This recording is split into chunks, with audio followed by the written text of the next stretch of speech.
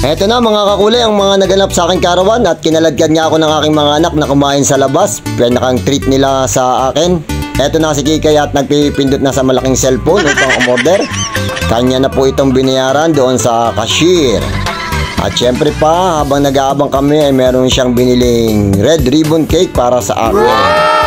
Yun, at kami ay utay-utay nang nagagayak ng aming mga na-order. So, chika-chika habang nagpe-prepared kami ng aming kakainin. At sinindihan na nga nidang ka ng ating candle cake habang si Okex ay nagse-selfie-selfie. Samantalang pakinggan natin ang awitin ni Kikay para sa akin. To you. Happy birthday, happy birthday. Happy birthday. Time akong humiling na muling pagulungin sa magagandang kapalaran ang aking mga tatahakin at mga susuungan. Habang itong dalawa ay gumegeng-geng, ayun at inilabas na nga ni Honorato G ang kanyang baong kanin. Ito namang si Okex parang nakaasar din, habang si Dangkal ay nagpapadagdag pa dahil kulang ang gravy namin.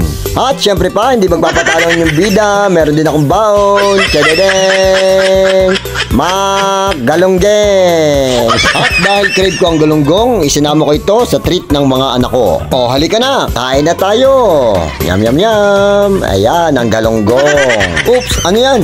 Si Dangkal meron din palang baong extra rice. Happy si Honorato G. Yummy. Aba, si Kiko may baon din kanin. Tara na at pagsalu-saluhan natin. Nakakatuwa lamang isipin na sa kabila ng mga dagok na dumadating sa akin, sila ay naandyan pa rin upang ako ay aliwin. Damang-dama ko ang pagmamahal nyo sa akin. Salamat mga anak ko, kayo ang inspirasyon ko. At sa lahat ng bumati, maraming salamat sa inyo.